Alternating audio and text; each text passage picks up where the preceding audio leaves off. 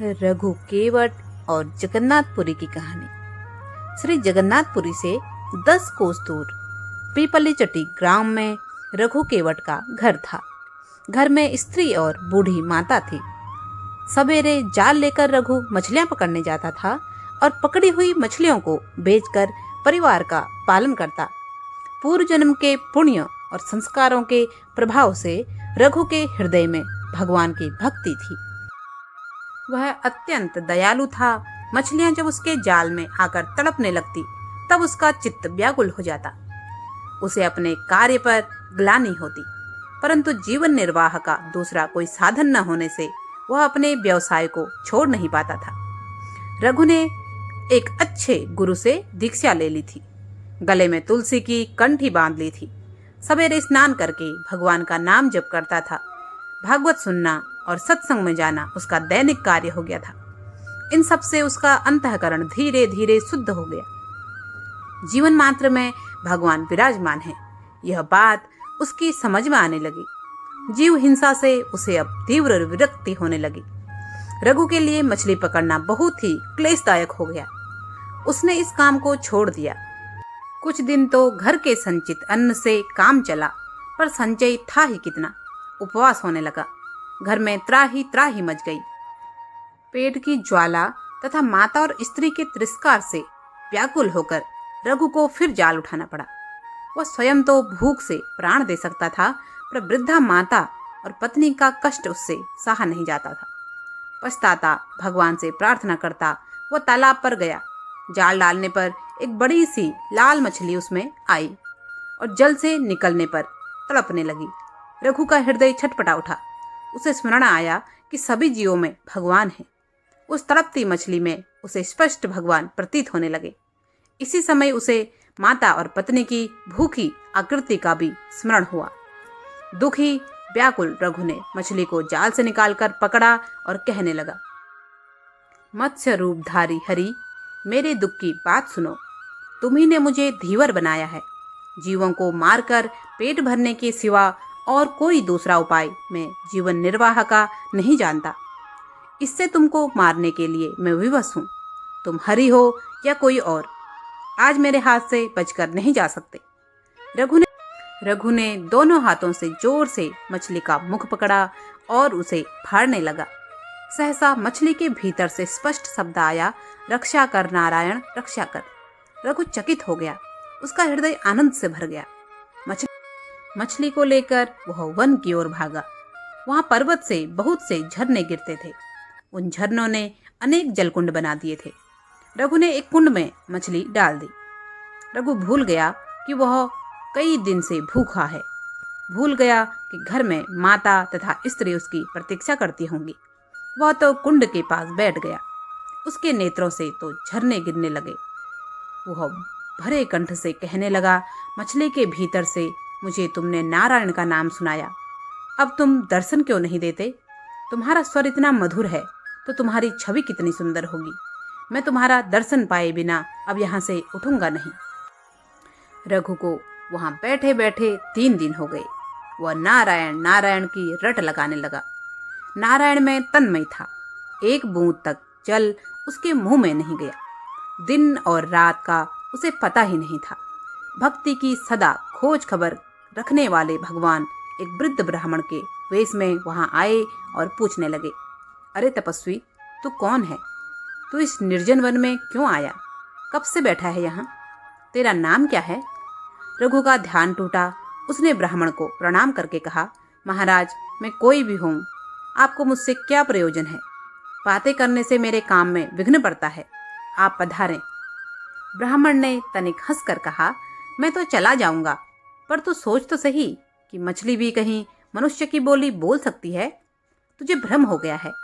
जब कुछ उस मछली में है ही नहीं, तब तुझे किसके दर्शन होंगे? तू यहाँ व्यर्थ क्यों बैठा है? घर चला जा। रघु तो ब्राह्मण की बात सुनकर चौंक पड़ा। उसने समझ लिया कि मछली की बात जानने वाले ये सर्वज्ञ मेरे प्रभु ही हैं। वह बोला, भगवान, सब जीवों में परमात्मा ही है, यह बात मैं जानता हूँ। मछली के शरीर में से वे ही बोलने वाले हैं। मैं बड़ा पापी हूँ, जीवों की हत्या की है मैंने। क्या इसी से आप मेरी परीक्षा ले रहे हैं? आप ही तो नारायण हैं। आप प्रकट होकर मुझे दर्शन क्यों नहीं देते? मुझे क्यों तरसा रहे हैं नाथ? रघु की प्रेम भरी प्रार्थना सुनकर कृपा सागर प्रभु अपने दिव्य चतुर्भुज रूप से प्रकट हो गए। रघु तो एकटक देखता रह गया। उस लावण्य राशि को वह आंसू बहाता हुआ प्रभु के चरणों में लौटने लगा। भगवान ने उसे भक्ति का आशीर्वाद देकर और भी वर मांगने को कहा। रघु ने हाथ जोड़कर कहा, प्रभु आपके दर्शन हो गए और आपने भजन का आशीर्वाद दे दिया, फिर अब मांगने को क्या रहा? परंतु आपकी आज्ञा है तो मैं एक छोटी सी वस्तु मांगता हूँ। जाति से धीवर हूँ, मछली मारना मेरा पैतृक स्वभाव है। मैं यही वरदान मांगता हूँ कि मेरा यह स्वभाव छूट जाए। पेट के लिए मैं कभी भी हिंसा ना करूं। अंत समय में मेरी जीभ आपका नाम रटती रहे और आपका दर्शन करते हुए मेरे प्राण निकलें। भगवान ने रघु के मस्तक पर हाथ रखकर तथास्तु कहा और अंतर ध्यान हो गए। भगवान का दर्शन पाकर रघु संपूर्ण बदल गया। वह भगवान नाम कीर्तन करता हुआ घर आया। गांव के लोगों ने उसे धिक्कारा कि माता और स्त्री को निराधार छोड़कर वह भाग गया था। दया करके गांव के जमींदार ने बेचारी स्त्री के लिए अन्न का प्रबंध कर दिया था। रघु ने इसे भगवान की दया ही मानी। यदि वह घर पर रहता तो जमींदार या कोई भी एक छटाक अन्न भी देने वाला नहीं था।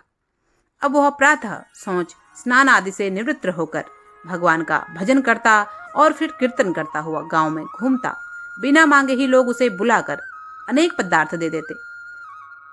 इस प्रकार अनायास उसका तथा परिवार का पालन पोषण होने लगा।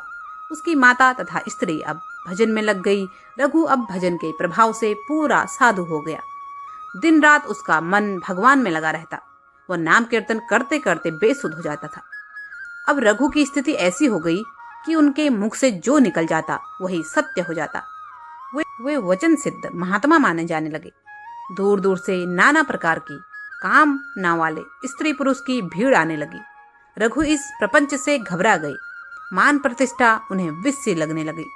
घर छोड़कर वे अब निर्जन वन में रहने लगे और 24 घंटे केवल भजन में ही बिताने लगे। एक दिन रघु को लगा कि मानो नीलांच नाथ श्री जगन्नाथ जी उनसे भोजन मांग रहे हैं। इससे उन्हें बड़ा आनंद हुआ। भोजन सामग्री लेकर उन्होंने कुटिया का द्वार बंद कर लिया। भक्तों के बुलाते ही भाव के भूखे श्री जगन्नाथ जी प्रकट हो गए और रघु के हाथ से भोजन करने लगे। उसी समय नीलांचल में श्री जगन्नाथ जी के भोग मंडप में पुजारी ने नाना प्रकार के पकवान सजाए। श्री जगन्नाथ जी के मंदिर से भोग मंडप अलग है। भोग मंडप में एक दर्पण लगा है। उस दर्पण में जगन्नाथ जी के श्री विग्रह का जो प्रतिबिंब पड़ता है उसी को नैवेद्य चढ़ाया जाता है। सब सामग्री आ जाने पर पुजारी जब भोग लगाने लगा तब उसने देखा कि दर्पण में प्रतिबिंब तो पड़ता ही नहीं है। दर्पण जहाँ का तहाँ था, बीच में कोई आड़ भी नहीं थी, पर प्रतिबिंब नहीं पड़ रहा था। घबराकर वह राजा के पास गया। उसने कहा, महाराज, नैवेद्य में कुछ दोष होना चाहिए। श्री जगन्नाथ स्वामी उसे स्वीकार नहीं कर रहे हैं। अब क्या किया जाए? श्रद्धालु राजा ने स्वयं देखा कि दर्पण में प्रभु का प्रतिबिंब नहीं पड़ता। उन्हें बहुत दुख हुआ। वे कहने लगे, पता नहीं मुझसे क्या अपराध हो गया कि मेरी सामग्री से अपवित्र भोग प्रभु स्वीकार नहीं करते हैं। मुझसे कोई अपराध हुआ होगा। प्रायश्चित करने को तैयार हूं मैं। राजा प्रार्थना करते हुए दुखी होकर भगवान के गरुड़ ध्वज के पास जाकर भूमि पर लेट गए। भगवान की लीला से लेटते ही उन्हें तंद्रा आ गई, यानी कि नींद आ गई। उन्होंने सपने में देखा कि प्रभु कह रहे हैं, राजा, तेरा कोई अपराध नहीं, तो दुखी मत हो। मैं नीलांचल में था ही नहीं, तब प्रतिबिंब किसका पड़ता? मैं तो इस समय पीपली चट्टी ग्राम में अपने भक्त रघु केवट की झोपड़ी में बैठा उसके हाथ से भोजन कर रहा हूँ। वह जब तक नहीं छोड़ता मैं यहाँ आकर तेरा नैवेद्य कैसे स्वीकार कर सकता हूँ? यदि तू मुझे यहाँ बुलाना चाहता है तो मेरे उस भक्त को उसकी माता तथा स्त्री के साथ यहाँ ले आ। यहाँ उनके रहने की व्यवस्था कर। अब राजा का स्वप्न टूट गया। वो एकदम उठ खड़े हुए। घोड़े पर बैठकर शीघ्रता से पीपली चट्टी पहुंचे। पूछ पाछ कर रघु केवट की झोपड़ी का पता लगाया। जब कई बार पुकारने पर भी द्वार न खुला तब द्वार बल लगाकर स्वयं खोला। उन्होंने कुटिया का दृश्य देखते ही मूर्ति की भत हो गए। रोमांचित शरीर रघु के सामने भोजन रखे किसी को ग्रास दे रहा है। रघु दिखता है, अन्न दिखता है, ग्रास दिखता है, पर ग्रास लेने वाला मुख नहीं दिखता। राजा चुपचाप खड़े रहे। वह अज्ञात मुख से जिसे कृपा करके वह दिखाना चाहे वही बड़ी भागी देख सकता है। सहसा प्रभु अंतर्ध्यान हो गए। रघु जल से निकाली मछली की भांति तड़पने लगा। राजा ने अब उसे उठाकर गोद में बिठा लिया। रघु को होश आया। अपने को राजा की गोद में देख वे चकित हो गए। जल्दी से उठकर वे राजा को प्रणाम करने लगे। उन्हें रोककर स्वयंपुरी नरेश ने उनके चरणों में प्रणाम किया। श्री जगन्नाथ जी की आज्ञा सुनकर रघु ने नीलांचल चलना स्वीकार कर लिया। माता तथा पत्नी के साथ वे पुरी आए। उनके नीलांचल पहुंचते ही भोग मंडप के दर्पण में श्री जगन्नाथ जी का प्रतिबिंब दिखाई पड़ने लगा। पुरी के राजा ने श्री जगन्नाथ जी के मंदिर की दक्षिणा से रघु के लिए घर की व्यवस्था कर दी। आवश्यक सामग्री भी भिजवा दी। वहां रघु अपनी माता और स्त्री के साथ भजन करते हुए जीवन पर्यंत वहीं रहे। आज की कहानी आपको कैसी लगी? कहानी पसंद आए तो कृपया एक लाइक जरूर करें। चैनल पर नए हैं तो सब्सक्राइब करें और ज़्यादा से ज़्यादा लोगों तक शेयर करें। कमेंट बॉक्स में जय श्री कृष्ण, जय श्री राम अवश्य लिखें। आपका बहुत बहुत धन्यवाद। जय जय श्री राम।